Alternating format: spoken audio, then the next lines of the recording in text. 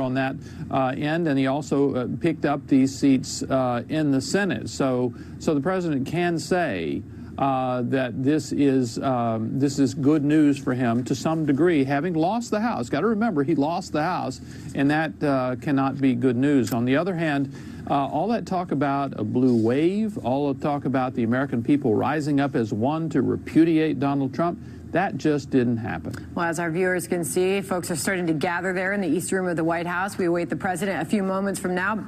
Byron York, great to have you on this morning. Thank you. Thank you, Sandra. Good stuff there from the White House in a moment, awaiting the president. He'll be in the East Room in a matter of minutes, and we will have that live, as Sandra mentioned there. Also in a moment here at this hour, Arizona is too close to call. Check it out. Martha McSally trying to hold off the challenge from the Democrat Kyrsten Sinema. A live report from the ground in Phoenix to tell you what's happening there today. Also, one of the winners is Republican Andy Barr. What broke his way in the state of Kentucky? He will tell us live next. The strength of the president showing. They turned out in big numbers in Texas and Nevada, but the Republican vote turned out to be much stronger than many had anticipated. So hold that commentary. Here's the president live from the East Room.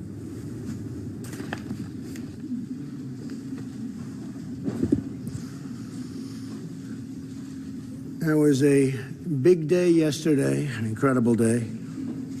And last night, the Republican Party defied history to expand our Senate majority while significantly beating expectations in the House for the midterm and midterm year. We did this in spite of a very dramatic fundraising disadvantage driven by Democrats' wealthy donors and special interests and very hostile media coverage, to put it mildly. The media coverage set a new record and a new standard. We also had a staggering number of House retirements, so it's a little tough. These are seats that could have been held pretty easily, and we had newcomers going in, and a lot of them worked very hard, but it's very difficult when you have that many retirements. We held a large number of campaign rallies with large numbers of people going to everyone. To the best of my knowledge, we didn't have a vacant or an empty seat. I'm sure you would have reported it if you spotted one, including 30 rallies in the last 60 days. And we saw the candidates that I supported achieve tremendous success last night. As an example of the 11 candidates we campaigned with during the last week, 9 won last night. This vigorous campaigning stopped the blue wave that they talked about. I don't know if there ever was such a thing, but could have been. If we didn't do the campaigning, probably there could have been.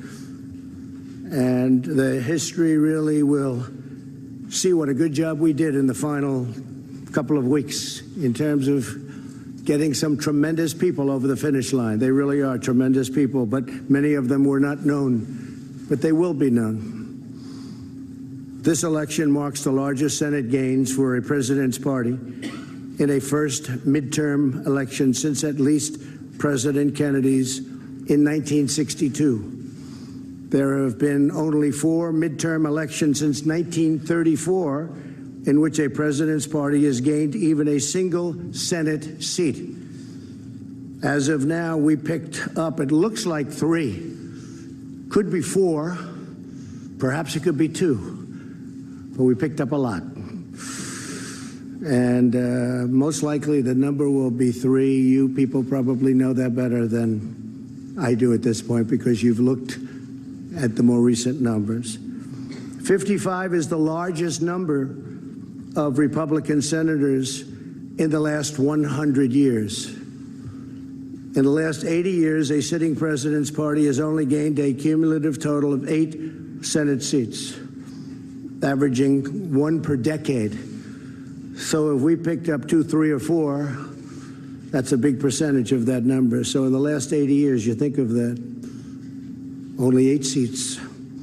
In President Obama's first midterm election, he lost 6 Senate seats, including in the deep blue state of Massachusetts. Republicans captured at least 4 Senate seats held by Democrat incumbents. And these are tremendously talented, hardworking people that did this. Indiana, North Dakota, Florida, Missouri. We also won 2 open Senate seats in Tennessee. I want to congratulate our great champion who did such a great job in Tennessee, Marcia. And in Utah. And Arizona is looking very good, really very good. She's done a terrific job. That was a tough race, and she's done a fantastic job. In each of these open seats, Democrats recruited very strong candidates with substantial fundraising and media support. We were getting bombarded with money on the other side. In the House, Republicans dramatically outperformed historical precedents and overcame a historic number of retirements, the most House Republican retirements in 88 years. 43 House Republicans retired. Now, I will say this, that in many cases they were chairmen of committees, and they left because they weren't chairman, because the Republicans have a rule for 6 years. And what that does is wonderful in one way. It lets people come through the system and become chairman. In another way, it drives people out, because when they're a chairman, they don't want to go and not be a chairman. You're the chairman of a committee, and you're a big deal, and all of a sudden, you're not doing that anymore. So they leave. We had a lot of them leave. It's, I guess you can flip a coin as to which system is better. The Democrats do the other. Some of their folks have been on those committees for a long time as chairman. In 2010, President Obama's first midterm, he lost 63 seats. By contrast, as of the most current count, looks like around 27 House seats or something, and we'll figure that out pretty soon.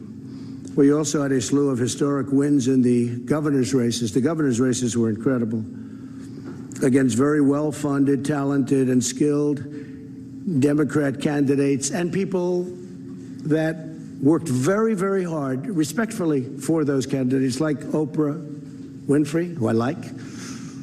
I don't know if she likes me anymore, but that's okay. She used to, but she worked very hard in Georgia, very, very hard.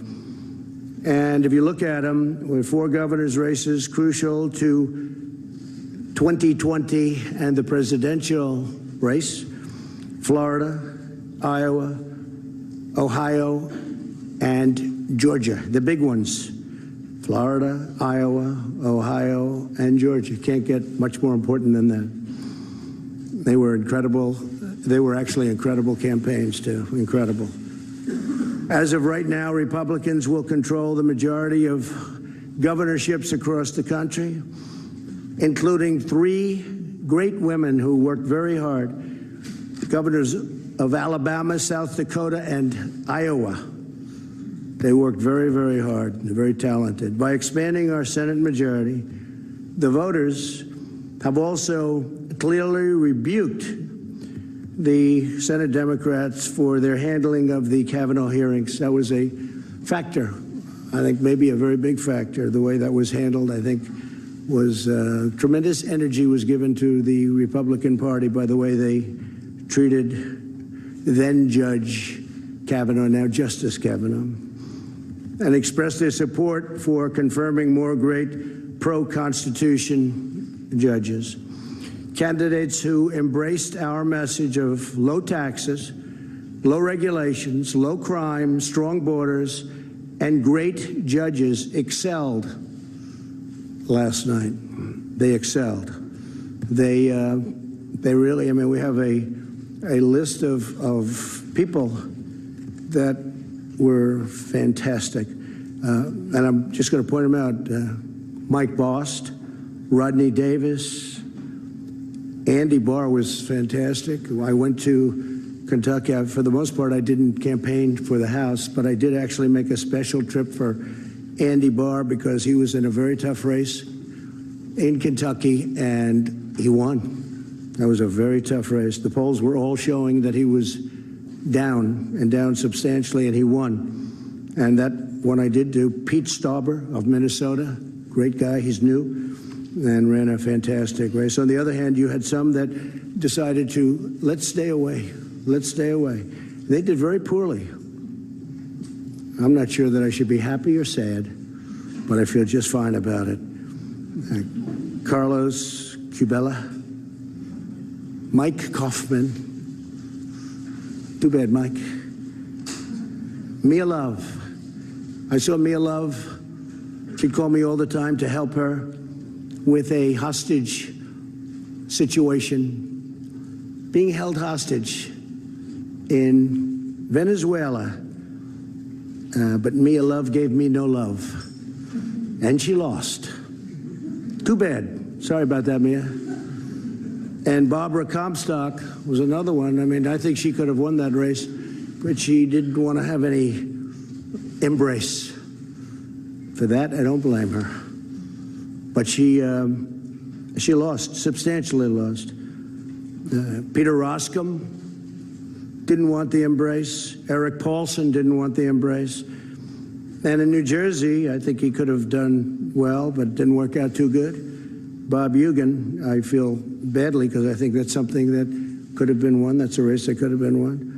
John Faso, those are some of the people that, decided for their own reason not to embrace whether it's me or what we stand for, but what we stand for meant a lot to most people. And we've had tremendous support, and tremendous support in the Republican Party, among the biggest support in the history of the party. I've actually heard at 93% it's a record, but I won't say that because who knows. But we've had tremendous support. America is booming like never before, doing fantastic. We have Larry Kudlow here, and he said the numbers are as good as he's ever seen numbers at any time for our country. But he's a young man, so he hasn't seen that many numbers. Where's Larry? You're a young man, right, Larry? And you haven't been doing this too long, but they're as good as you've ever seen. And we may have, if you have a question for Larry, we'll do that. But I want to send my warmest appreciation and regards to Majority Leader Mitch McConnell.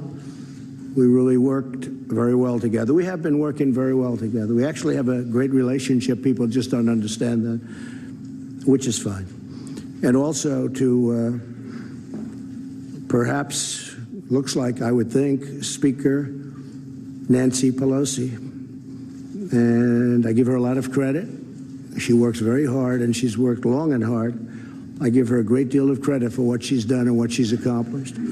Hopefully we can all work together next year to continue delivering for the American people, including on economic growth, infrastructure, trade, lowering the cost of prescription drugs. These are some of the things that the Democrats do want to work on, and I really believe we'll be able to do that. I think we're going to have a lot of reason to do it. And I will say, just as a matter of business, I was with some very successful people last night. We were watching the returns. So if the Republicans won, and let's say we held on by 2 or 1 or 3, it would have been very hard out of that many Republicans to ever even get support among Republicans, because there'll always be 1 or 2 or 3 people that, for good reason or for bad reason or for grandstanding, we have that too. You've seen that. You've seen that, plenty of grandstanding. But for certain reasons, that many people, you're always going to have a couple that won't do it. So that puts us in a very bad position. In other words, had we kept, and this is I'm saying this for a very basic reason, it's common sense. It puts us in a very tough position. We win by 1 or 2 or 3, and you'll have 1 or 2 or 3 or 4 or 5 even come over and say, look, we're not going to go along with this. We want this, and all of a sudden we wouldn't even be able to get it in many cases out of the Republicans' hands before we sent it on to the Senate.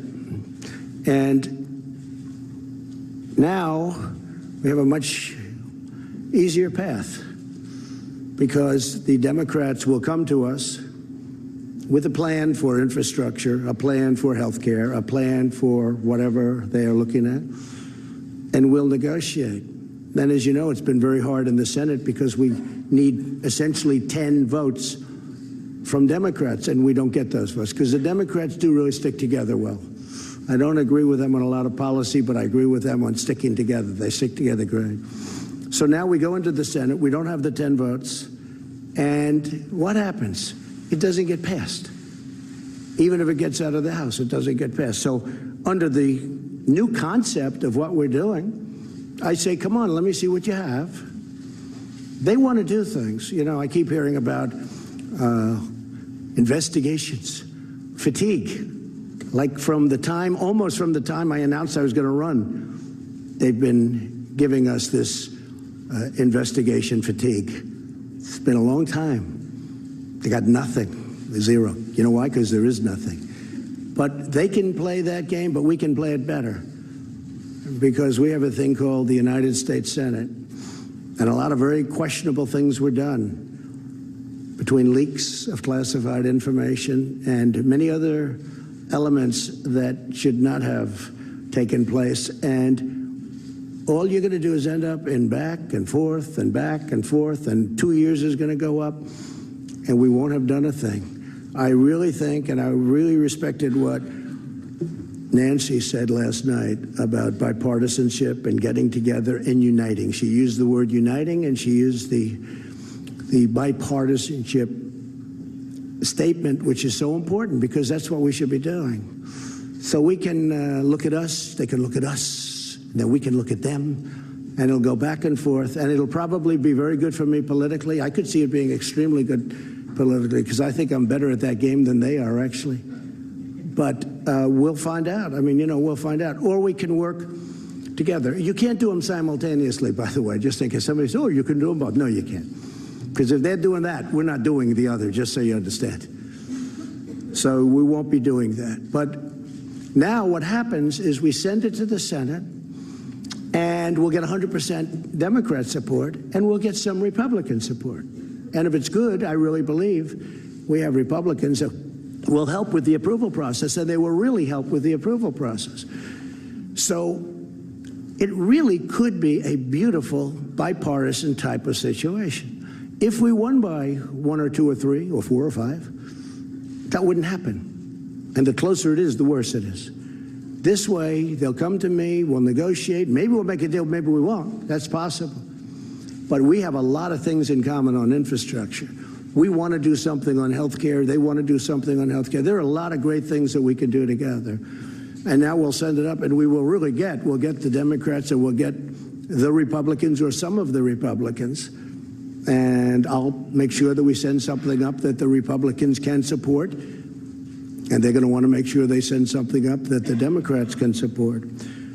So our great country is booming like never before, and we're thriving on every single level, both in terms of economic and military strength, in terms of development, in terms of GDP, we're doing unbelievably. I will tell you our trade deals are coming along fantastically. The USMCA and South Korea is finished. USMCA has gotten rave reviews. We're not going to lose companies anymore to other countries. They're not going to do that because they have a tremendous economic incentive. Meaning it's prohibitive for them to do that. So it's not going to be like NAFTA, which is one of the worst deals I've ever seen, although we've made some other pretty bad ones too. Now is the time for members of both parties to join together, put partisanship aside, and keep the American economic miracle going strong. It is a miracle. We're doing so well. And I've said it at a lot of rallies. Some of you have probably heard it so much you don't want to hear it again. But when people come to my office, presidents, prime ministers, they all congratulate me almost the first thing on what we've done economically, because it is really amazing. And our steel industry is back. Our aluminum industry is starting to do really well. These are industries that were dead. Our miners are working again. We must all work together to protect our military. We have to do that. To support our law enforcement, secure our borders, and advance really great policy, including environmental policy. We want crystal clean water. We want beautiful, perfect air. Air and water has to be perfect. At the same time, we don't want to put ourselves at a disadvantage to other countries who are very competitive with us and who don't abide by the rules at all. We don't want to hurt our jobs. We don't want to hurt our factories. We don't want companies leaving. We want to be totally competitive, and we are. And right now we have just about the cleanest air, the cleanest water we've ever had, and it's always going to be that way. We insist on it. So environmental is very important to me. And with that, I'll take a few questions if you'd like. Whoa. I didn't know what happened. All right, go ahead, John. That was a lot of hand shooting up so quickly. There's a lot to talk about. Mr. President, you talked at length just now about bipartisanship. The presumed Speaker of the House, Nancy Pelosi, talked about it last night. I'm sure that's encouraging for the American people. But do you really believe, given what the relationship has been like between this White House and the Democratic Party, that that will happen? I think there's a good chance, John. I think there's a very good chance. If I could just finish, it will happen. Will you have to compromise on certain issues to the point where it could hurt you in 2020? And do you expect that when the Democrats take over the chairmanship of all these important committees, you're going to get hit with a blizzard of subpoenas on everything from the Russia investigation to your cell phone use to your tax returns? Ready? Then you're going to, if that happens, then we're going to do the same thing, and government comes to a halt. And I would blame them because they now are going to be coming up with policy. They're the majority in the House. I expect that they will come up with some fantastic ideas that I can support on the environment, on so many different things, including prescription drug prices, which we've made a big dent in already, including some of the things that we're working on for the vets. We've gotten choice approved. We've got a lot of things approved, but they have some other elements that we want. There are many things we can get along on without a lot of trouble, that we agree very much with them and they agree with us. I would like to see bipartisanship. I'd like to see unity. And I think we have a very good chance of, and maybe not on everything, but I think we have a very good chance of seeing that. Go ahead. One question on the lame duck, sir, and one on your cabinet. You toyed with the idea during the campaign of a shutdown before the midterms in order to secure border wall funding. Are you prepared to go on a shutdown strategy during the lame duck, since this might be your last best chance? Not necessarily to secure that. Look, I speak to Democrats all the time. They agree that a wall is necessary. A wall is necessary. And as you know, we're building the wall. We've started, but we should build it at one time, not in chunks. But you want much more money, and you want much sooner. No, we need the money to build the wall, the whole wall, not pieces of it all over. And we are doing it. Now we have the military. Now we have other elements of a wall that are pretty nasty, to be honest with you, but nevertheless, it's pretty hard to get through it. But no, I'd like to see the wall. Many of the people that we'll be dealing with, in 2006, they approved the wall, essentially. It was a very strong border fence, but it was the same thing. And they all approved it. They all agreed. I have statements from every one of them. We have them saying, we need the wall. I mean, they sound like me. Mm-hmm. But we do need it because we have people coming, and I'm not just talking about the caravans. We have people coming through our border that you physically can't put that many people. It's a 2,000-mile stretch. You can't put that many people along that stretch to guard it. And even if you did, tremendous fighting would ensue. So we need the wall. Many Democrats know we need the wall. And we're just going to have to see what happens. I mean, I will be fighting for it. They have done everything in their power to make sure. I got the military, $700 billion and $716 billion. The wall is a tiny, tiny fraction of the cost of that. But their whole agenda has been to try not giving me anything for the wall. I really believe politically they're hurting themselves. I actually think politically that's a good thing for me, but I want to get the wall up because we need to. So no shutdown scenario. I don't know. I can't tell you that. No, I can't commit to that, but it's possible. And can you give us clarity, sir, on your thinking currently, now after the midterms, about your Attorney General and your Deputy Attorney General? Do they have long-term job security? I'd rather answer that at a little bit different time. We're looking at a lot of different things, including cabinet. I'm very happy with most of my cabinet.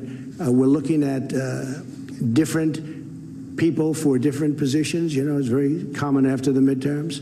I didn't want to do anything before the midterms. But I will tell you that, for the most part, I'm extremely happy with my cabinet. I think Mike Pompeo has fit in so beautifully. He's done an incredible job. How about your Interior Secretary? We're looking at that, and I do want to study whatever is being said. Is he in jeopardy? I think he's doing an excellent job, but we will take a look at that in a very strong, and we'll probably have an idea about that in about a week. Thank you, Mr. President. Okay, thank you. Well, this is... Go ahead, John. He gave me a fair interview the other day, so I might as well ask him a question. All right. Thank you, Mr. President. And picking up there, you told me the other day that you are an open book. So I think I am an open book. So point blank, Democrats go after your tax returns. Will you try to block that, or will you allow them to have them? Well, look, as I've told you, they're under audit. They have been for a long time. They're extremely complex. People wouldn't understand them. They're done by among the biggest and best law firms in the country. Same thing with the accounting firms. The accountants are a very, very large, powerful firm from the standpoint of respect. They're highly respected. Big firm. A great law firm, you know it very well. They do these things. They put them in. But people don't understand tax returns. Now, I did do a filing of over 100 pages, I believe, which is in the offices. And when people went and saw that filing and they saw the magnitude of it, they were very disappointed. And they saw the detail. You'd get far more from that. And I guess we filed that now 3 times. But you get far more from that than you'd ever get from a tax return. But when you're under audit, and I'm on a very continuous audit because there are so many companies, and it is a very big company, far bigger than you would even understand. But it's a great company, but it's big, and it's complex, and it's probably feet high. It's a very complex instrument, and I think that people wouldn't understand it. But if I were finished with the audit, I would have an open mind to it. I would say that, but I don't want to do it during the audit. And really, no lawyer, even from the other side, they say often, not always, but when you're under audit, you don't subject it to that. You get it done, and then you release it. So when that happens, if that happens, I would certainly have an open mind to it. So that means if the audit is still on, you will not turn over the tax returns, or you'll fight to block it? When it's under audit, no, nobody would. Nobody turns over a return when it's under audit. Okay? Thank you. Thank you. Yeah, go ahead, please.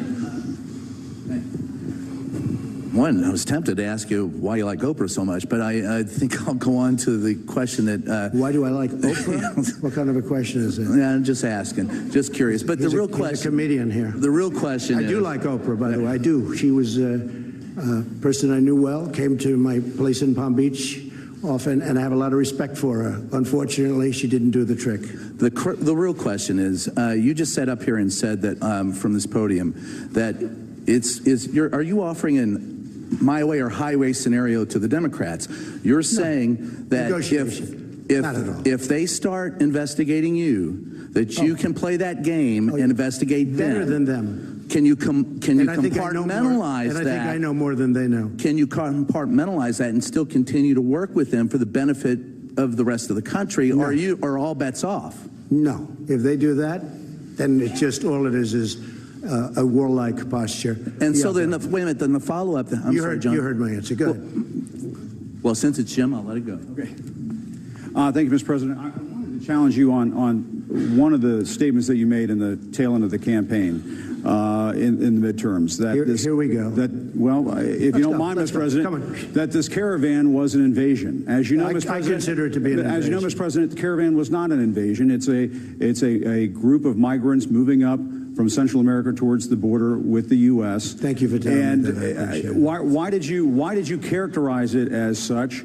Because I consider it an invasion. You and I have a difference of opinion. But do you think that you demonized immigrants in this election to try to keep... I want them to come into the country, but they have to come in legally. You know, they have to come in, Jim, through a process. I want it to be a process, and I want people to come in, and we need the people. Your campaign... Wait.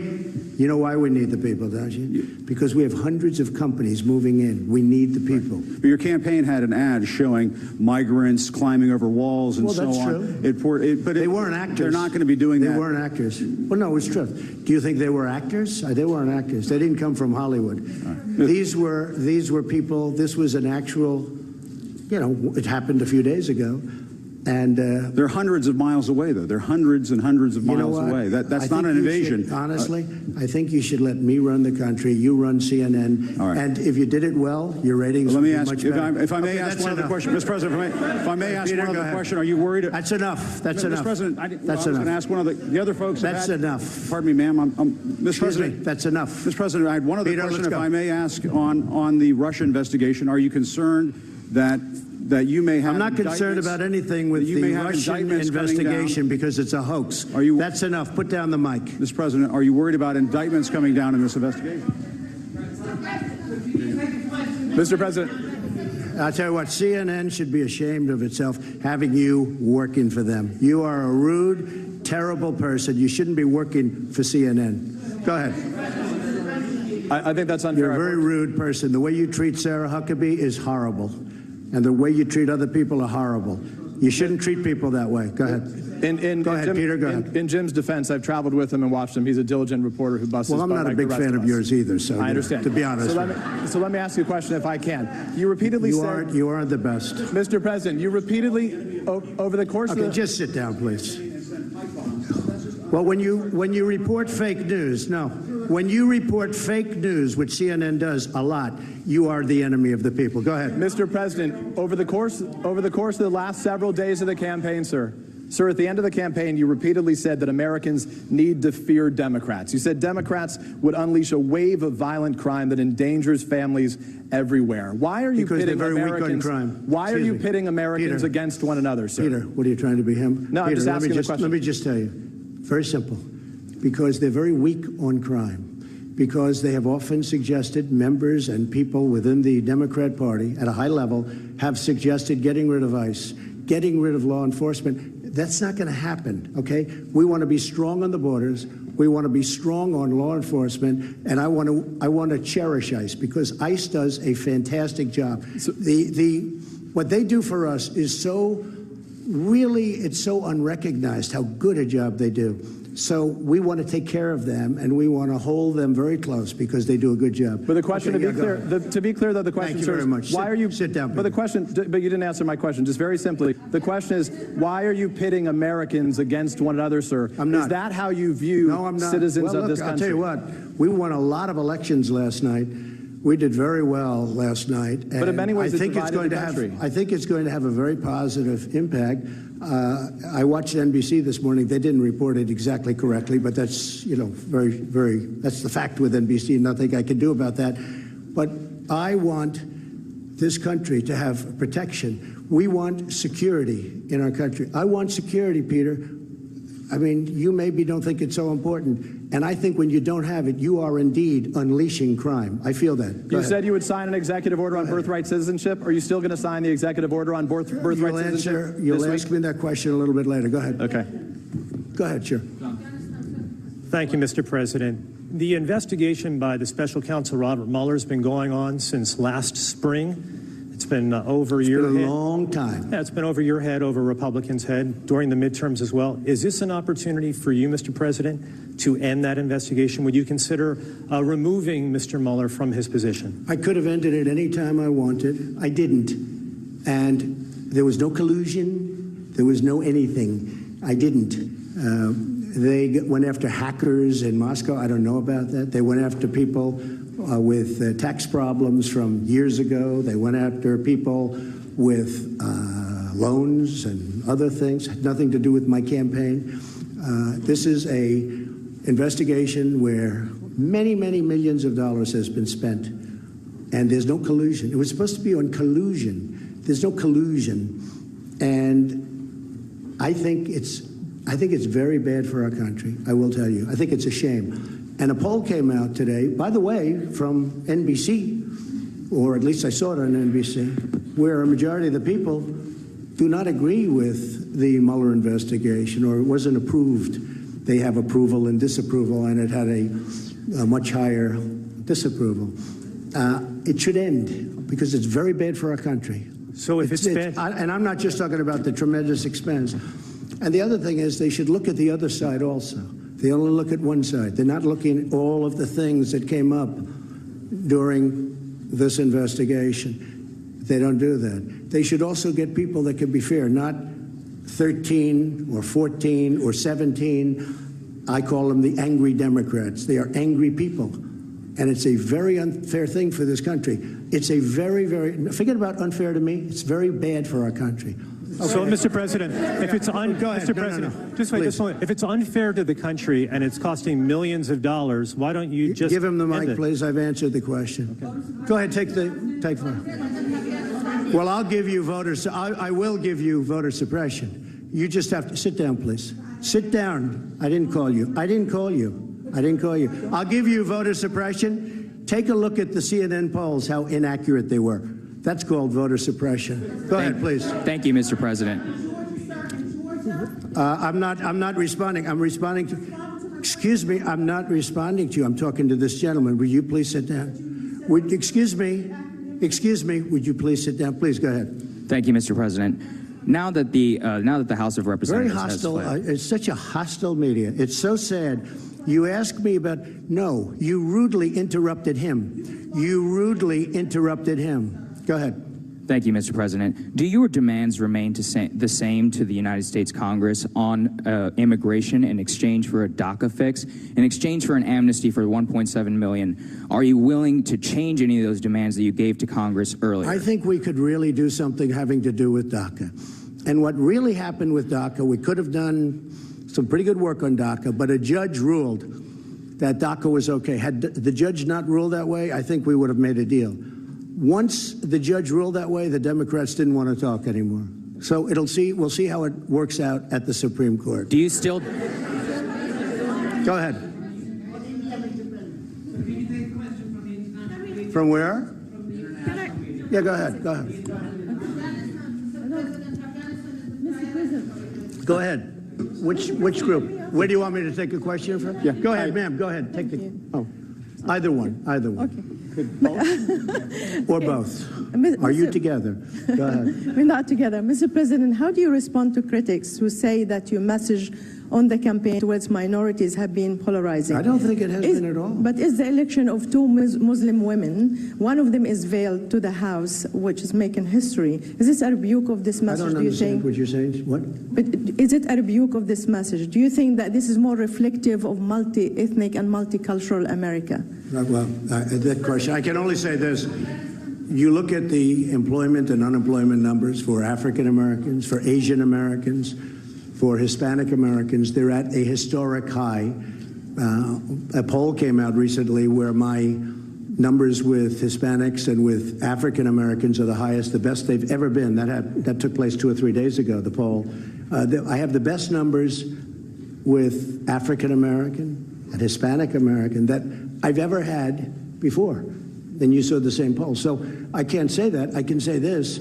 You look at median income, you look at all of the employment and unemployment numbers, they're doing the best they've ever done.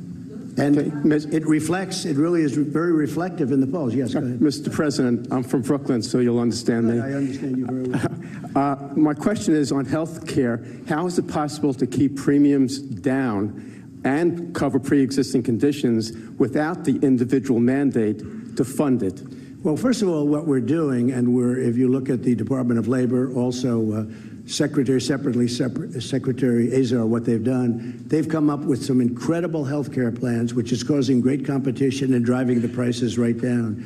But we are getting rid of the individual mandate because it was very unfair to a lot of people. But at the same time, we're covering the people that need it. But the individual mandate was a disaster because people that couldn't necessarily afford it were having to pay for the privilege of not having to pay for health care, and it was bad health care at that. So we are working many plans for health care. We're creating tremendous competition. We had Obamacare repealed and replaced. Unfortunately, one person changed his mind at the last moment, and we had no Democrat support. I have to say that. We didn't have one vote. We would have repealed it, replaced it. We would have had a large-scale, very good health care plan. Now we're doing it a different way. But getting rid of the individual mandate is a very, very popular thing and a very important thing, and people very much appreciate it. Go ahead. No, that's enough. Go ahead, please. Thank you, sir. 2 questions. One, I know you went through the results, and you obviously studied them late last night.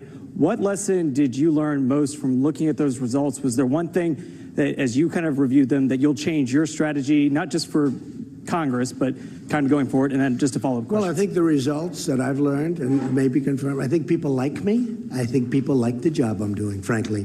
Because if you look at every place I went to do a rally, I couldn't do it with everybody. And it was very hard to do it with people in Congress because there's just too many, there'll be too many stops. But I did it with the Senate. I did it with Andy Barr, as you know. And he won. He won a very tough race against McGrath. I was a very, very tough race in Kentucky. And he was down quite a bit. And I went there, and we had a tremendous, very successful, some of you were at that rally. And he won that race. But I could only do that so much because there are just so many players involved. But I did focus on the Senate, and we had tremendous success with the Senate. Really tremendous. Can I ask you one more question? Sorry, Mr. President, one more question, if you don't mind. I'm so sorry, sir. It's a rare opportunity. A lot of people are going to be rushing to Iowa, rushing to New Hampshire. You know that the Democrats are already looking ahead to 2020. Do you want to lock down your ticket right now, sir? Will the vice president be your running mate in 2020? Well, I haven't asked him, but I hope so. Where are you? Mike, will you be my running mate? Stand up, Mike, please. Raise your right hand. No, I'm only kidding. Will you? Thank you. Okay, good. The answer is yes. Okay. Thank you, sir. That was unexpected, but I feel very fine. Yeah, please. Thank you, Mr. President. Going back to the Russia investigation and the potential investigations from the now Democratic majority in Congress, some say that you could stop all this by declassifying. I could fire everybody right now, but I don't want to stop it because politically I don't like stopping it. Yeah. It's a disgrace. It should have never been started because there was no crime. Everybody has conflicts. They all have conflicts over there that are beyond anything that anybody's ever seen in terms of conflicts.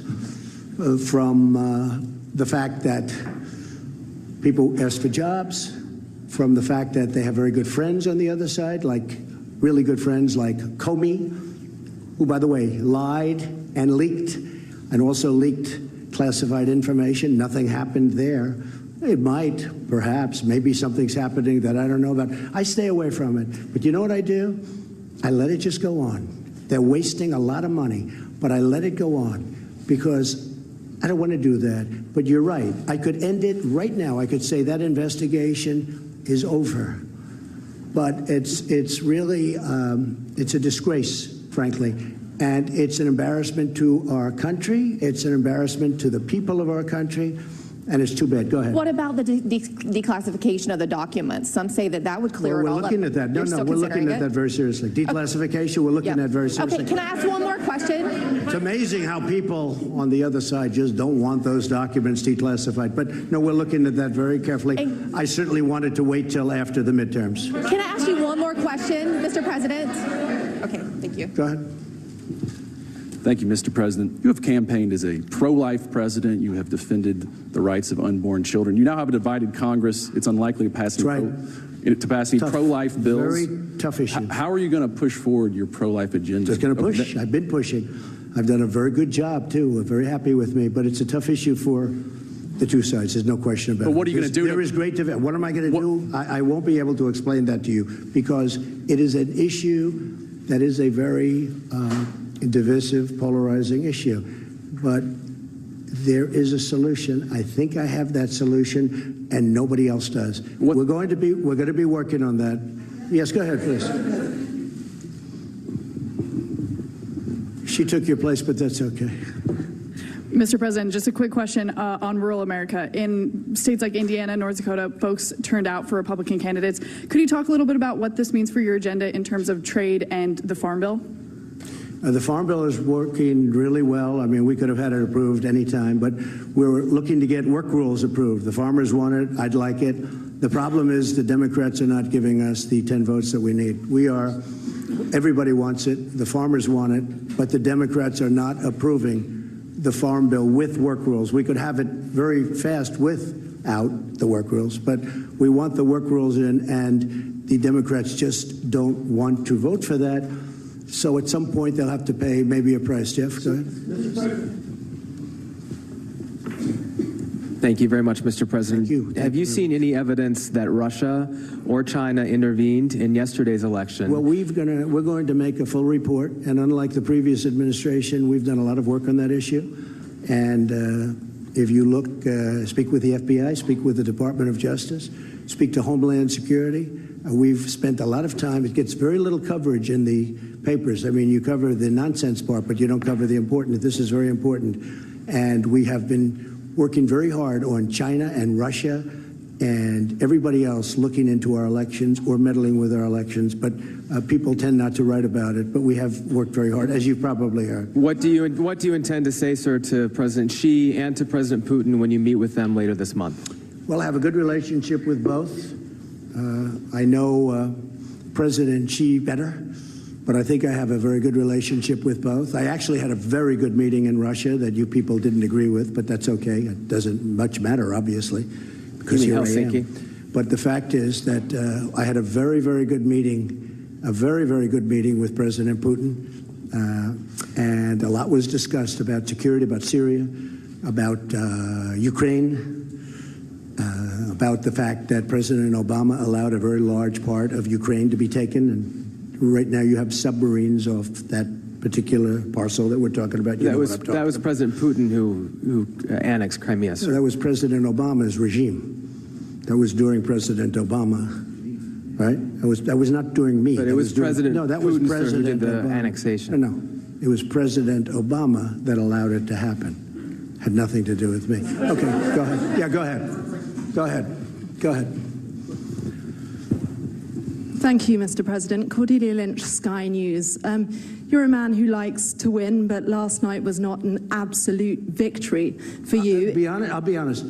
I thought it was a very close to complete victory. When you look at it from the standpoint of negotiation, when you look at it from the standpoint of deal making, because it's all about deal making, again, if we had the majority and we had 1 or 2 or 3 votes to play with, we would have been at a standstill. I really believe that we have a chance to get along very well with the Democrats. And if that's the case, we can do a tremendous amount of legislation and get it approved by both parties. So I consider it to be, hey, look, I won Georgia. President Obama campaigned very hard in Georgia. Oprah Winfrey campaigned very, very hard all over the television. I said, this is going to be tough. I only had me. I didn't have anybody else. And I went to Georgia, and we had one of the largest crowds that anybody here has seen ever at a political rally. And you know what? He won. And he won actually by, pretty good margin. He won. And then we went to Florida, and they had celebrities all over the place. And a man who happens to be a very smart person was running, Ron DeSantis, and people didn't give him a chance. And I went, and we did some great work, and they're going to have a great governor of the state of Florida. And then we talked about the Senate, and a lot of money was pouring in for the Democrat. This is a man who's been in office for like 44 years or something. This is a man who's like a professional at getting elected and being at office. So he's not, Bill Nelson, not easy to beat, okay? But they had a lot of celebrity coming out for Nelson. They had everybody coming out for Nelson. And Rick Scott won, and I helped him. And I think we've done an amazing job. And you could look at many other places. You just take a look at some of the other places. And we just got the word that in Iowa, you have a governor who just got extended, Kim just got extended, and numerous other places. I think it was a great victory. I'll be honest. I think it was a great victory. And actually, some of the news this morning was that it was, in fact, a great victory. But if you look at it from the standpoint of gridlock, I really believe there's going to be much less gridlock because of the way this is going than any other. President, quick follow-up on that. Wait, sit down, please. Go ahead. Thank you, Mr. President. Let me ask you about one of the campaign promises you made down the stretch, which was a 10% tax cut for the middle class. Yeah. You just talked about gridlock. Democrats, they now run the House Ways and Means Committee. If it means a tax cut of some kind for the middle class, but that means raising rates elsewhere, corporations on the wealthiest, is that a trade-off that you would be willing to make and able to enact a middle class tax? You know that this will have to be now proposed, because if we did it now, we don't have the votes in the Senate. You don't have. We would need 10 Democrat votes. We probably couldn't get them. If we could pass it very easily in the House. But there's no reason to waste time because you don't have the votes in the Senate. But if as an example, if the Democrats come up with an idea for tax cuts, which I'm a big believer in tax cuts, I would absolutely pursue something, even if it means some adjustment. Some adjustment on which side, the corporate, the individual? Yeah, to make it possible. But I would love to see a tax cut for the middle class. Now, that's going to be their decision. They're going to have to make that decision. As you know, if we bring it up to the Senate, we'd need Democrat votes 10, and we don't have those 10 votes. And just because the markets would want to know, sir, some adjustment, would that be 1%, 2%, 3% on either side? It's too early. I'm just saying I would be certainly willing to do a little bit of an adjustment. Go ahead, behind. Thank you. Go ahead, please. Mr. President, thank you very much. 2 questions. One is, you had talked about leaders who had called to congratulate you. Did President Putin call to congratulate you? And will you, in fact, meet with him at lunch this coming weekend? Well, as I understand it, we're having, and I guess a lot of you are going over, we're having a lunch for numerous countries. I'll be there. I believe President Putin is going to be there. We don't have anything scheduled. I don't think we have anything scheduled in Paris. And I'm coming back very quickly. I'm going over. This is a great event. This is an important, really, this is going to be a very important and I think a very beautiful ceremony. I'm looking forward to going, and we're representing the incredible heroes of the world, but the heroes of our country from World War I. And so I'll be going there, and I am very proud to go there. Did he call you? I don't think we have time set aside for that meeting. Now, with that being said, we're very shortly meeting again at the G20, where he'll be there, and I'll be there, and that's where we're actually looking forward to meeting. We will be having a lunch, but I think there are many people there. And did he call you to congratulate you? And if I could also just invite you, since this is quite a gathering we've got here, to go ahead and talk about the staff changes that you expect in the White House while we're here. We're eager to hear about them. Is General Klee going to stay on? As we make changes, we'll sit down and talk to you about it. I mean, there's no great secret. A lot of administrations make changes after midterms. I will say that for the most part, I'm very, very happy with this cabinet. We're doing a great job. But what about in the White House? What about in the White House, sir? You've got a lot of White House staff. Some have been talking about leaving. General Kelly has been rumored to be leaving. No, people leave. People leave. And is that going to happen? People leave. I haven't heard about John Kelly, but no, people leave. They come in. They're here. It's a very exhausting job. Although I love doing it, I must tell you, but it's exhausting for a lot of people. I'm surprised at a lot of people. They start off, they're young people, they're there for 2 years, and they're old by the time they leave.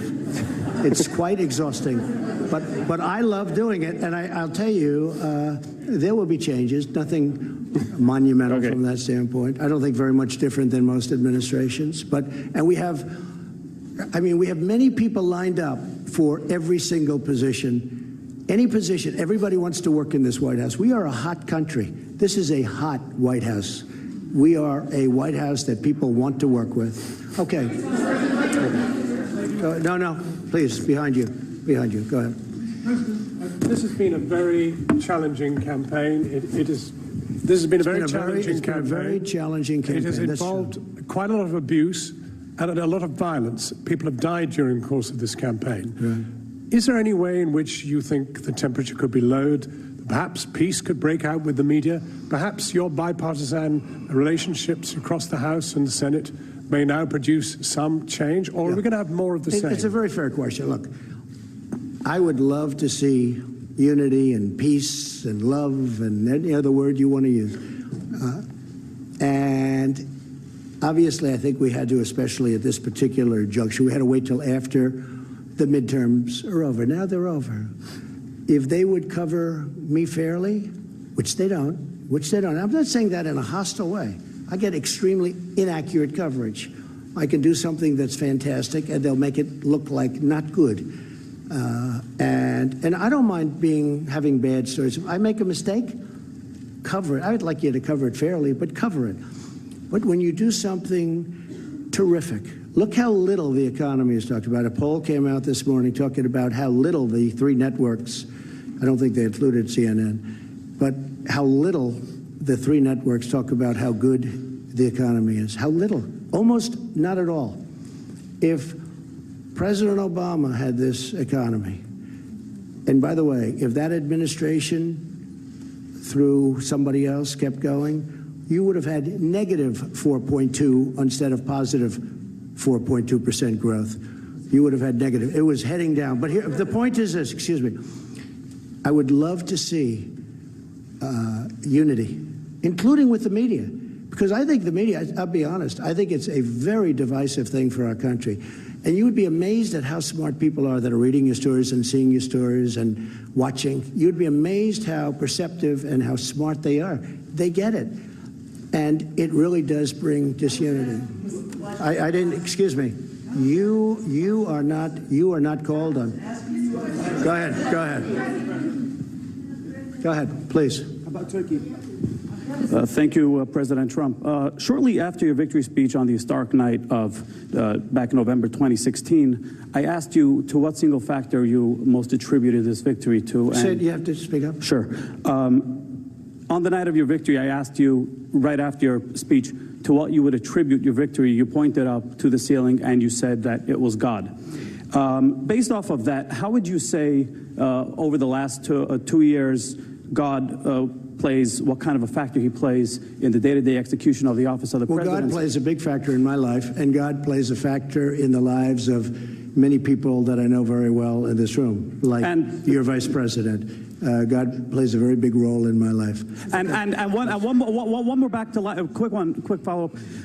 Which loss last night surprised you the most, and which of these unsuccessful candidates are you most likely to consider for Nothing a future surprises administration? me in politics. Would you but there were some losses last night, and there were some victories last night that have been incredible. I mean, there were victories last night that nobody would believe, especially based on the suppression polls. They had a lot of suppression polls. Would you and there were some victories last night that were very surprising, but I'm not going to pick out special. Well, would you consider people. any for it's a tough post? enough for those people to have. Would you consider any for an administration post moving forward as one of the very few of the 3.7% unemployed? What? Would you consider any of the people who lost last night for a post in the administration in the near future? I know a couple of very good ones. Yeah, I would actually. Go ahead, please. Mr. President, I asked you on Monday if there was anything that you regret in your first 2 years. And you said that at times you could have and should have used a, quote, softer tone. Your critics, as you can imagine, your skeptics, they say they're not holding their breath on that happening. Will you indeed have to change your tone if you're to get things passed through Congress after losing the House? And you also said you might extend an olive branch. What would that look like? I would love to have. I'd be very good at a low tone. But when things are done not correctly about you, written about you, said about you, on television, on wherever it is, you have to defend yourself. I would love to do very, very even tones, much easier than what I have to do. I have to go around, and going around is much easier than facing somebody and being treated fairly. But when you're not treated fairly, you really have no choice. I would love to have a very even, modest, boring tone. I would be very honored by that. But you know what? When you have to fight, all the time fight, because you're being misrepresented by the media, you really can't do that. But not about the media, sir. But sir, real quickly, not about the media, but what about with Congress? Please, go ahead. Mr. President, can you just how you focus on the economic... Where are you from, please? Japan. Okay. Say hello. Say hello to Shinzo. Yes. I'm sure he's happy about tariffs on his cars. Go ahead. That's my question, actually. So how you focus on the trade and economic issues with Japan? Will you ask Japan to do more, or will you change your tone? I really don't understand you. How will you focus on trade and economic issues? Trade with Japan? Yes. Well, we're dealing with Japan right now on trade. Mm-hmm. Japan has, it's a great country. You have a great prime minister who just had a very successful election. He's a very good friend of mine. He's one of the people I'm closest with. But I tell him all the time that Japan does not treat the United States fairly on trade. They send in millions of cars at a very low tax. They don't take our cars. And if they do, they have a massive tax on the cars. Japan, and I'm not blaming Japan. I'm blaming the people that were in charge of the United States for allowing that to happen. But as you know, we have close to $100 billion trade deficit with Japan. And Japan has treated us very unfairly, but don't feel lonely because you weren't the only one. How about North Korea? How about North Korea? Thank you, Mr. President. Two international news questions. The first one, Secretary Pompeo's talks about North Korea have been postponed. What is happening there, and will your meeting still happen with... We're going to change it because of trips that are being made. We're going to make it at another date. But we're very happy how it's going with North Korea. We think it's going fine. We're in no rush. We're in no hurry. The sanctions are on. You still expect to meet Kim Jong-un? Excuse me, wait. Sorry, sir. The sanctions are on. The missiles have stopped. The rockets have stopped. The hostages are home. The great heroes have been coming home. Mike Pence was in Hawaii, where one of the most beautiful ceremonies that anyone's ever seen for the fallen. These are great heroes. Very important. When I was running, a lot of people, as many years ago as it was, in many cases grandchildren, but they were asking about that. They're coming home and they're being provided to us as we speak. But I'm in no rush. I'm in no rush. The sanctions are on. I read a couple of times, and I've seen a few times where they said, he's done so much. What have I done? I met. Now, I'd love to take the sanctions off, but they have to be responsive, too. It's a two-way street. But we're not in any rush at all. There's no rush whatsoever. You know, before I got here, they were dealing with this for over 70 years. And I guess on a nuclear front for 25 years. That's a long time. I've been there. I probably left Singapore 4 or 5 months ago. And we made more progress in that 4 or 5 months than they've made in 70 years. And nobody else could have done what I've done. But I'll say this very simply. We're in no rush. The sanctions are on, and whenever it is. But that meeting is going to be rescheduled. That meeting, but how about your meeting with Kim Jong-un, sir? Will it happen in the next month?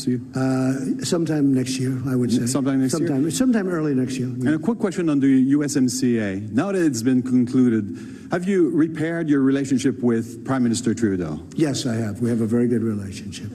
Thank you. Thank you very much, Mr. President. We've been talking a lot about division and the division that exists in this country right now. And some of the statistics are disturbing, I think, to just about everyone. Anti-Semitic incidents have increased by 57% since 2016. Hate crimes are on the rise. Why do you think that is, and what will you do about it? It's very sad to see it. I hate to see it. And as you know, I've done more. In fact, if you were with us the last time we met, Prime Minister Netanyahu said that this president has done more for Israel than any other president. Those words, those exact words. Jerusalem, protection, working together, so many different things. But the big thing is Jerusalem. You know, many presidents have said they are going to build the embassy in Jerusalem. Never happened. Making it the capital of Israel. Never happened. Never happened. But it happened with me, and quickly. And not only did it happen, we built the embassy. That would have taken another 15 or 20 years and cost probably billions of dollars. And we did it for a tiny amount of money. It's already done. It's open. Nobody has done more for Israel than Donald Trump. And the nice part is that's not me saying it. That's Prime Minister Netanyahu. But what about Mr. President, what about the divides in this country? Mr. President, what about healing the divides in this country well, and we want to see it healed. And specifically? one of the things I think that can help heal is the success of our country. We are really successful now. We've gone up $11.7 trillion in worth. If you know, China's come down tremendously. China would have superseded us in 2 years as an economic power. Now they're not even close. China got rid of their China 25 because I found it very insulting. I said that to them. I said China 25 is very insulting because China 25 means in 2025 they're going to take over economically the world. I said that's not happening. And we've gone way up. They've gone down. And I don't want them to go down. We'll have a good meeting and we're going to see what we can do. But I have to say this, billions of dollars will soon be pouring into our treasury from taxes that China is paying for us. And if you speak to Mr. Pillsbury, who probably is the leading authority on China, he was on the other day saying he has never seen anything like it. And you know who else hasn't? China hasn't. And Mr. President, but we're going to try and make a deal with China because I want to have great relationships with President Xi, as I do, and also with China. You're talking about the economic. How do you see your role as a moral leader? Ahead, Mr. please. President, just how do you see your role as a moral Go leader? ahead. There's so many people. I'm sorry. As a moral leader, though. I think I am a great moral leader, and I love our country. Go ahead, please. Thank you, sir. You said earlier in this press conference that Democrats had a choice that you would not work with them on legislation if they were investigating you. Do you not have a choice in the matter as well? Don't you have a responsibility? I think it's inappropriate. No. I think it's very inappropriate. We should get along and get deals done. Now, we can investigate. They look at us. We look at them. It goes on for 2 years. Then at the end of 2 years, nothing's done. Now, what's bad for them is being in the majority, I'm just going to blame them. You understand? I'm going to blame them. They're the majority. Honestly, it makes it much simpler for me. They will be blamed. But I think Nancy Pelosi, and you know, I put that statement out on social media today about Nancy Pelosi, that if she's short of votes, because frankly, I think she deserves, and a lot of people thought I was being sarcastic or I was kidding. I wasn't. I think she deserves it. She's been fighting long for it. She's been fighting. I really mean this. There was nothing sarcastic about it, or it was really meant with very good intentions. I think she deserves it. She's fought long and hard. She's a very capable person. And, you know, you have other people shooting at her, trying to take over the speakership. And I said, if it's appropriate, I said, if we can and if we will, if she has a problem, I think I would be able to very easily supply her the necessary votes. That's not said in any way other than I really believe she deserves that position. I also believe that Nancy Pelosi and I can work together and get a lot of things done, along with Mitch and everybody else that we have to work with. I think we'll get a lot done. Mr. President, why can't you do that while subpoenas are coming through? Excuse me? Why can't you work together while there are subpoenas or while there are investigations in process? I think we will. Look, now that the election's over, now everybody is in love. But then I see the hostility of questions in the room. I come in here as a nice person wanting to answer questions, and I have people jumping out of their seats screaming questions at me. No, the election's over, and I am extraordinarily happy. I really am. And by the way, I tell you, if I wasn't, look at what happened in Florida. Look at what happened in Georgia. Look at what happened in so many locations with governorships. Nobody talks about the governorships. Look at the amount of work that was given to these other candidates against my candidate. And, I mean, I'm extraordinarily happy. And if I wasn't, I'd let you know. There's nothing wrong. I mean, look, you look at midterms and you look at elections generally, you see it's very rare that a party who has the presidency does well. We did unbelievably well to win Florida, both the Senate and the governorship, against two very talented people. I'll tell you what, we did incredibly. To win Georgia when you had some of the biggest stars in the world campaigning endlessly, including President Obama. I tell you what, this was a great victory for us. And again, from a deal-making standpoint, we are all much better off the way it turned out. Because I really believe if the Democrats want to, we can do a tremendous amount of great legislation. Yes, please, go ahead. Should we keep this going for a little while? Yes. Yes, I think you should keep this going. When you get bored, would you please tell me? Seriously. Tell me. You're never bored. I don't want to, hopefully not. I don't want to overstay, but yes, please go ahead. Hi, Mr. President. Yemi Shelsunder with PBS NewsHour. On the campaign trail, you called yourself a nationalist. Some people saw that as emboldening white nationalists. Now people are also saying I don't know why you'd say that. It's such a racist There question. are some people that say that now the Republican Party is seen as supporting white nationalists because of your rhetoric. What do you make of that? I don't believe it. I don't know. Why do I have my highest poll numbers ever with African Americans? Why do I have among the highest poll numbers with African Americans? I mean, why do I have my highest poll numbers? That's such a racist question. Honestly, I mean, I know you have it written down and you're going to tell me. Let me tell you, it's a racist question. And Mr. President, I love it. You know what the word is? I love our country. I do. You have nationalists, you have globalists. I also love the world. And I don't mind helping the world, but we have to straighten out our country first. We have a lot of problems. And excuse me, but to say that, what you said is so insulting to me. It's a very terrible thing that you said. And Mr. Okay, President, Mr. President, people have you talked about Excuse me. middle class tax cuts on the campaign trail. How will you get Democrats to support that policy? Or You have to support ask that? them. Well, Hey, what's your plan for excuse working with me. You know Democrats how on a my middle plan class is? tax plan? You know what my plan is? I'll ask them. And if they say yes, I'm all for it. And if they say no, there's nothing you can do because you need their votes. Go ahead. Yes, thank you, Mr. President. Francesca Chambers, DailyMail.com.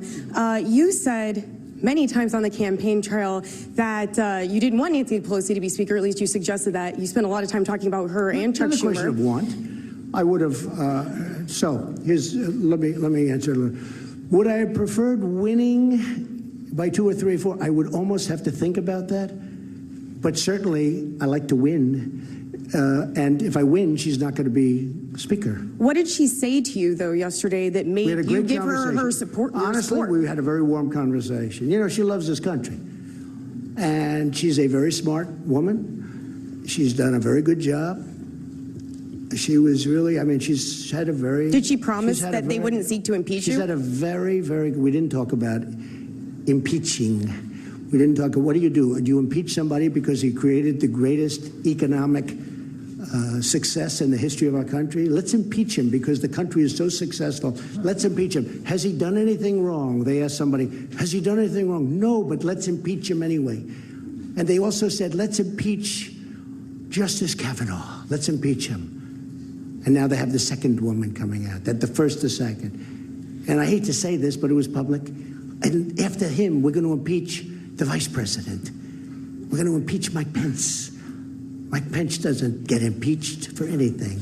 So let's impeach the president, and then we'll impeach the vice president. These people are sick. And you know what? They have to get their bearing. Really, they have to get their bearing. And when you ask about division, they're the ones that cause the division. They cause tremendous division. Okay, regarding Yeah, go ahead, all of the please. retirements in the House, Mr. President, very quickly, you suggested Who that... is retiring? You said that many of the retirements that happened in the House made it very difficult... Many retirements, yeah. That made it very difficult for you in this election cycle, and that it was because they were chairmanships that were vacated. But Jeff Flake wasn't a chairman of a committee, and Paul Ryan also retired the cycle. So why do you think that is? Whose fault is it that there were so many retirements? In Jeff Flake's case, it's me, pure and simple. I retired him. I'm very proud of it. I did the country a great service. Go ahead, give him that. Give him that. He is retired. I'd like to call it another word, but we're going to treat him with great respect. Go ahead. Thank you, Mr. President. Jeff Flake, that's another beauty. Go ahead. 2 questions, please. No, one. Too many people. All right. Sorry. All right.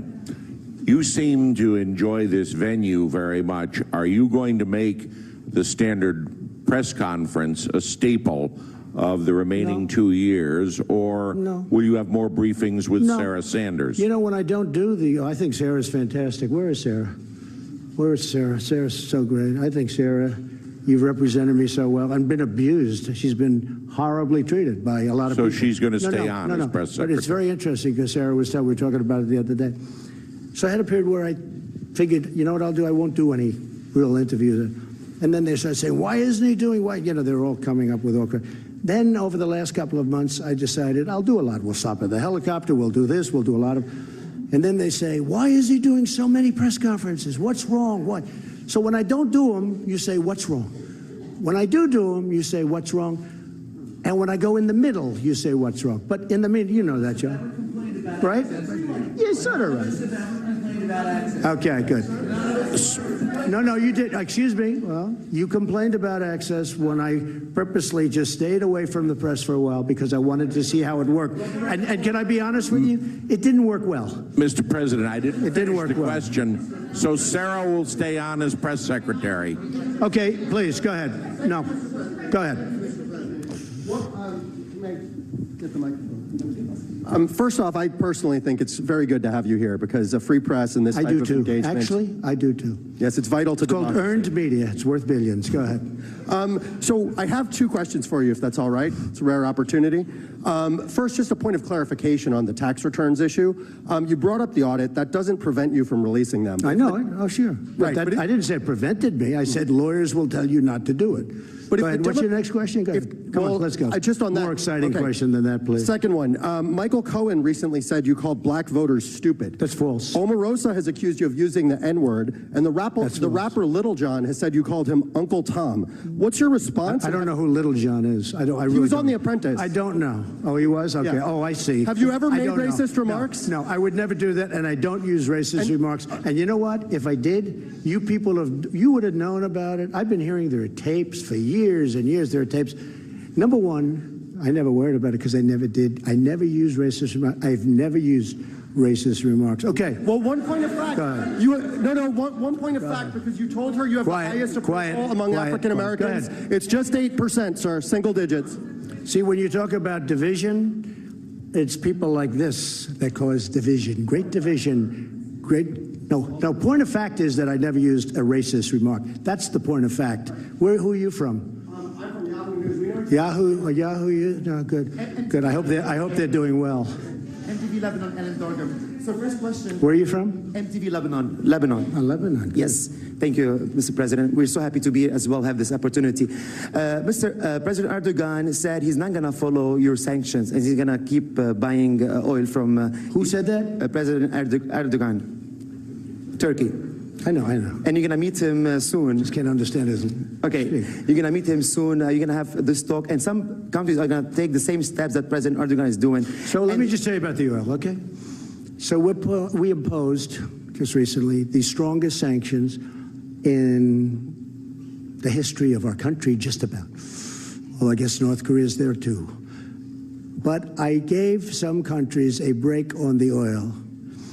I did it a little bit because they really asked for some help. But I really did it because I don't want to drive oil prices up to $100 a barrel or $150 a barrel, because I'm driving them down. If you look at oil prices, they've come down very substantially over the last couple of months. That's because of me, because you have a monopoly called OPEC. And I don't like that monopoly. I don't like it. And oil prices are coming down. So rather than deciding to be as tough as I am on most of the sanctions, what I've done is I said, we're not going to do it that way. We're going to let some of the oil go out to these countries that really do need it, because I don't want to drive the oil prices up to $100 or $150 a barrel, which could happen very easily. It's a very fragile market, very, very fragile. I know it very well. And it's the absolute right decision. And they'll get tougher as time goes by, maybe. But I don't want to have any effect on the oil prices worldwide where I drive them up, because I consider that to be a tax, and I don't like taxes. We have a peace process between Israel and Palestine. Please. The peace process is over. Who? Oh, congratulations to John Tester. Congratulations. I'm sure you're very unhappy about that. Go ahead. Mr. Yes, President, please, go ahead. Can you address the... We'll take a couple of more and then we'll go. Can you address concerns in places like Georgia where people waited in line to vote for hours, where voting machines weren't working in certain districts, and you think that's the reason that the candidate lost? Well, there are concerns being raised that it wasn't. I wasn't involved in Georgia. I know, but other than I love the state. Yes, but as President of the United States, are you concerned about the access that people are having to voting? I heard it was very efficient in Georgia. I heard it was very efficient. But again, you'd have to ask the state governments, because just one of those things you're going to have to ask them. Yeah, go ahead, please. Please, go ahead. Thank you, Mr. President. You expressed some concerns about social media companies unfairly censoring conservatives during the election. Do you anticipate working with Democrats to regulate these companies, or are you satisfied with the way things are? I would do that, yeah. I would look at that very seriously. I think it's a serious problem. At the same time, you start getting into speech. That's a very dangerous problem. That could be the beginning. So it's very dangerous. Believe it or not, I'm one that really likes free speech. A lot of people don't understand that. But I am a big believer. When you start regulating, a lot of bad things can happen. But I would certainly talk to the Democrats if they want to do that. And I think they do want to do that. Yes, sir. Go ahead. Former President Barack Obama famously said that he had a pen and a phone to use executive power on issues like immigration. Do you see yourself using executive power to get some of your immigration agenda done? I do. I think that some of it I can use executive power on some, not all. But I mean, he certainly used it. He used it on DACA. And when he did it, he said something to the effect that, I'm not allowed to do this, it'll never hold up, but I'm doing it anyway.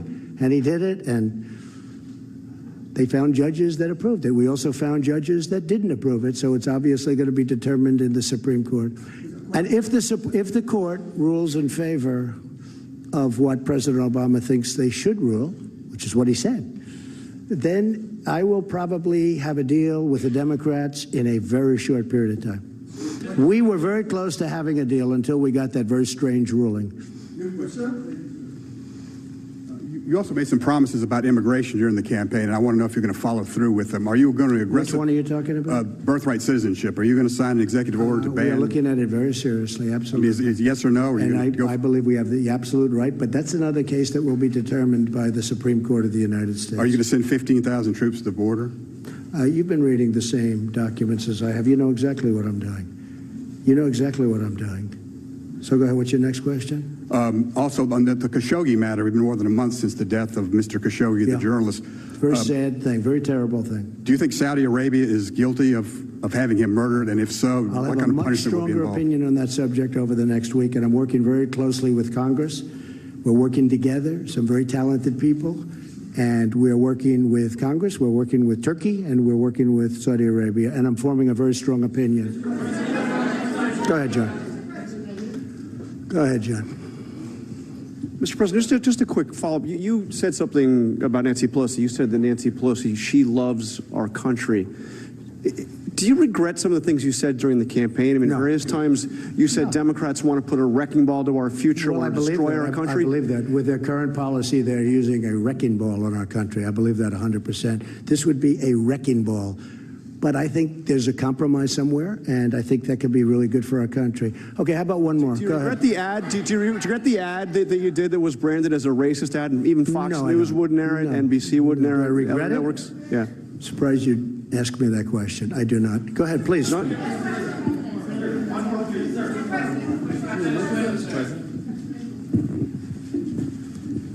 Thank you, sir. And I think we'd all love to have more of these if you're willing. In 2017, shortly after you took office, your Homeland Security Department shuttered a program to counter homegrown right-wing extremism, white supremacism, and related terrorist groups, domestic terrorist groups, and redirected that funding towards fighting Islamic terrorism. Do you believe that white supremacist terrorists, right-wing terrorists, these homegrown terrorists on that side of the spectrum are a problem, sir? And what is your administration going to do about it? I do believe that's a problem. I believe all hate is a problem, but I do believe that is a problem. What are you going to do about it? And it's a problem we want to solve. How, okay. What are you going to do about it, sir? Sir, what are you going to do about it? You cut off the funding. Mr. President, you've said... No, we have given funding for that, a lot of funding, but I do believe it's a problem. And can I tell you what?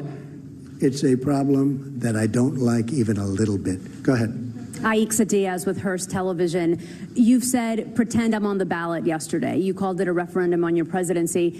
Many local districts across the country rejected your midterm message, particularly suburban women. How do you bridge that divide now? Also with the influx of women coming into Congress. I think my message was very well received. I mean, just look at the results. Midterm elections are disasters for sitting presidents and administrations. This has been a very successful... And look, you can write it any way you want, and if you disagree with me, this has been an incredibly successful one. You look at the races. How about Ohio? I didn't even mention. I mentioned Florida. I mentioned Georgia. How about the governor of Ohio? What's your message to suburban women voters? Excuse me. A fantastic man who was down in the polls, and everybody was talking about this person that was so great, and I went up there, and I did a rally.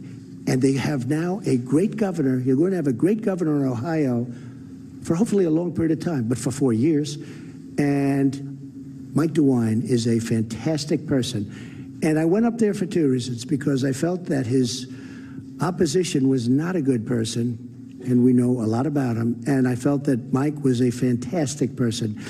And he won. And not only did he win easily. So add that to Florida, and add that to Georgia, and add that to all of the other races that we won, outside even of the Senate races, which were the biggest of all.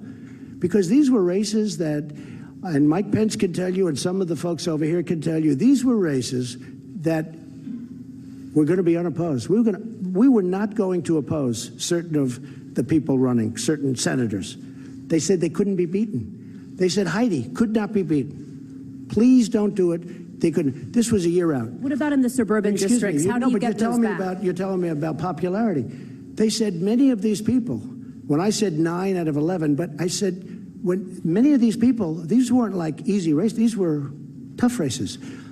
And so I think the level of popularity, the first question I was asked was about, well, what have you learned? What about your own popularity? I think that's what I learned.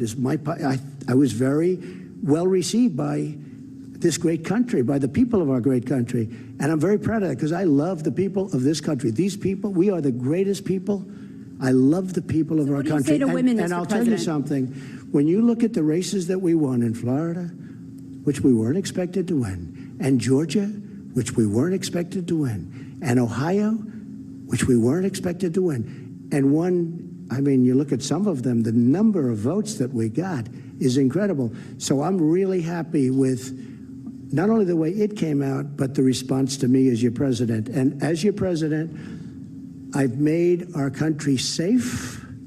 I've rebuilt, and I'm in the process of rebuilding our military, and the jobs are here, every one of them built here. We're going to have the strongest, very shortly, we're going to have the strongest military our country has ever had. I've done more for the vets than any president has done, certainly in many, many decades, with choice and with other things, as you know, with other things. But our vets are doing better than they've ever done. But if you look at choice alone, I mean, just take a look at what we've done with choice. But the people of our country are very happy with the job that I'm doing. And you know, one of the things that they want so much is security. They want security, both at the border. They want it with our military. They want it with law enforcement. They want it with ICE. You know, we've taken out thousands of MS-13 gang members, thousands out of our, hard to believe, thousands out of our country. Women of our country who are incredible people, they want security, they want safety, they want financial security also. We've done that. But they want physical security. And we've taken out thousands of people that shouldn't be in this country. But we have to get strong immigration laws so they don't come in. We want laws where they don't come in, where we don't have to take them out per se. And again, I'm very honored to be with all of you. It was a great day yesterday. It was a great evening. I think we had a tremendous success, and hopefully the tone can get better. How will you change that? Hopefully the tone can get a lot better. And I really believe it begins with the media. We used to call it the press. Does it begin with you, Mr. President? I really believe it begins with the media. If you would cover, and there was a very interesting story written in a very good paper recently that talked about the fact that it isn't good what the media is doing, and that I do have the right to fight back because I'm treated very unfairly. So I do fight back, and I'm fighting back not for me. I'm fighting back for the people of this country. Thank you all very much. Thank you. Thank